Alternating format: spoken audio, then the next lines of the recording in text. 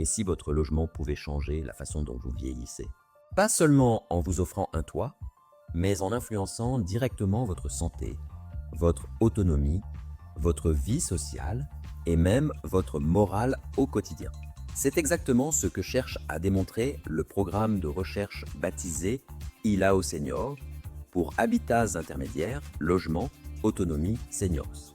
Ce projet ambitieux, soutenu par l'Agence nationale de la recherche et porté par 13 partenaires scientifiques, dont l'assurance retraite, se donne 5 années pour répondre à une question simple mais capitale. Le lieu dans lequel vivent les personnes âgées influence-t-il leur autonomie au fil du temps? Pour cela, le projet ILAO Senior suit une cohorte de retraités de 75 ans et plus, répartis entre deux types de logements. D'un côté, les logements dits ordinaires, c'est-à-dire des logements classiques sans accompagnement spécifique, et de l'autre côté, les habitats dits intermédiaires, comme les résidences autonomie, les résidences services seniors, les colocations seniors ou encore les habitats inclusifs. L'objectif est clair, comparer l'évolution de l'autonomie dans toutes ses dimensions, physique, cognitive, sociale, psychologique, selon le type d'habitat. Déjà, 13 000 retraités ont répondu au premier questionnaire du projet. Et ce chiffre devrait bientôt atteindre les 15 000. Pour récolter ces données, 75 000 retraités du régime général ont été tirés au sort et ont reçu par courrier postal un questionnaire intitulé ILOS, acronyme de Habitats Intermédiaires, Logements Ordinaires Seniors. Ces personnes seront interrogées 3 fois en tout, à 18 mois d'intervalle, ce qui permettra d'observer dans la durée l'impact du logement sur leur autonomie. À ce stade de la vidéo, si vous êtes vous-même concerné, ou si l'un de vos proches entre dans cette tranche d'âge, abonnez-vous à cette chaîne, cliquez sur j'aime et surtout partagez cette vidéo autour de vous, car mieux vieillir commence par mieux s'informer. Revenons à notre enquête. Les premiers résultats sont déjà riches d'enseignements. Saviez-vous par exemple que 7 personnes sur 10 vivant en résidence autonomie ou en résidence service senior affirment avoir emménagé au bon moment et referaient le même choix si c'était à refaire? Ce chiffre souligne l'importance du bond piling dans la transition vers un nouveau logement. Autre information importante, pour 2 résidents sur 3, c'est l'entourage, souvent les enfants ou le personnel médical, qui a joué un rôle décisif dans le choix de ce type d'habitat. Dans les résidences autonomie, c'est souvent le sentiment d'isolement qui déclenche la décision d'emménagement. Tandis que dans les résidences services seniors, ce sont les problèmes de santé ou le besoin de se rapprocher d'un membre de la famille qui prédomine. En parallèle de l'étude principale, le consortium ILAO Seniors mène également une enquête à grande échelle auprès des responsables de toutes les résidences services seniors en France. Plus de 300 structures ont déjà répondu à ce questionnaire destiné à recueillir des informations sur l'architecture, les services proposés, leurs coûts et le profil des résidents. Ces données viendront enrichir les connaissances sur l'offre actuelle en complément des données existantes sur les résidences autonomie et les maisons d'accueil rurales pour personnes âgées, appelées aussi MARPA. Aujourd'hui, la France compte environ 2260 résidences autonomie accueillant près de 100 000 personnes âgées autonomes. Ces établissements, majoritairement publics ou à but non lucratif, se distinguent des résidences services seniors, privées par leur vocation sociale et leur encadrement par le Code de l'action sociale et des familles.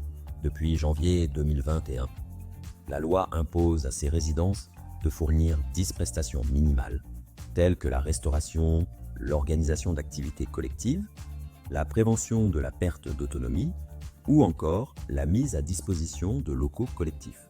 En 2019, plus de 9 établissements sur 10 respectaient déjà ces obligations pour la restauration et l'animation, mais seulement 7 sur 10 proposaient un service de blanchisserie ou un accès à Internet, ce qui montre encore des marges de progrès. L'un des exemples les plus innovants de cette approche intégrée du logement est la Cité des Aînés de Saint-Étienne. Inaugurée en 2019, Cette cité regroupe un ensemble de structures sur un même site.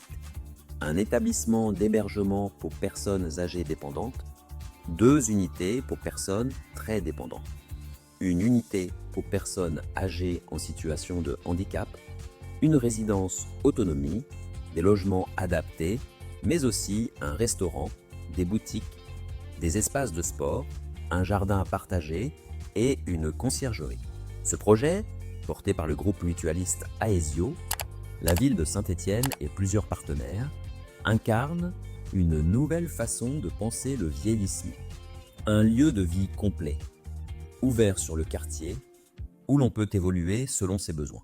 Ce modèle est en train de se diffuser dans d'autres villes comme Montpellier, Valence ou encore Privas. Autre territoire mobilisé, le département du Cher.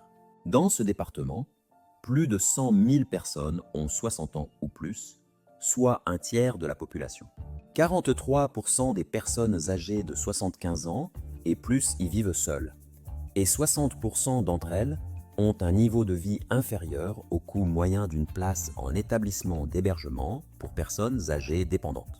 Face à cette réalité, le département du Cher a lancé un programme de développement d'habitat inclusif en zone rurale, en partenariat avec la Caisse nationale de solidarité pour l'autonomie.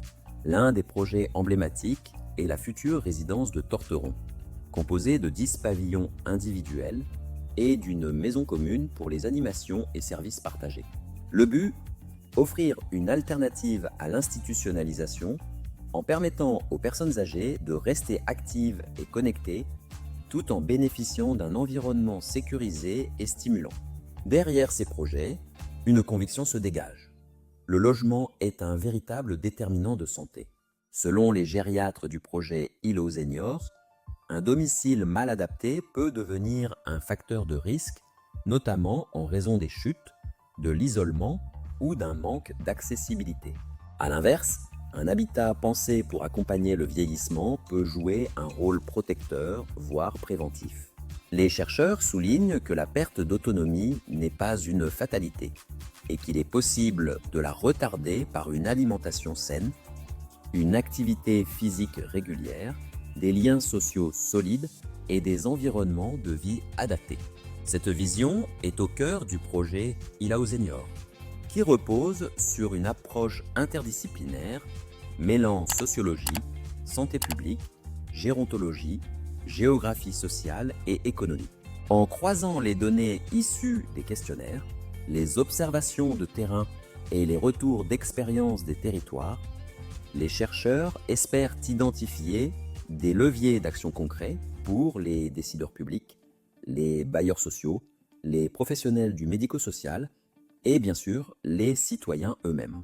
À terme, les résultats permettront d'évaluer l'impact des habitats intermédiaires sur le maintien à domicile, la qualité de vie et la santé mentale des seniors. Ils pourront aussi guider l'adaptation de l'offre de logement, la planification urbaine et les politiques de soutien à l'autonomie. En somme, Île Seniors n'est pas seulement une étude scientifique, c'est une exploration du futur du vieillissement en France. Un futur dans lequel on ne se contenterait pas de vieillir, mais dans lequel on chercherait à bien vieillir, dignement, sereinement et si possible, chez soi. Et ce futur, c'est maintenant qu'il se construit, grâce à des données fiables, des projets inspirants et des choix politiques éclairés. Si cette vidéo vous a appris quelque chose, partagez-la autour de vous, à vos parents, à vos grands-parents, à vos collègues, à vos élus locaux. Abonnez-vous pour ne rien manquer des prochaines avancées du projet Île Seniors. Laissez un commentaire avec vos impressions ou vos questions.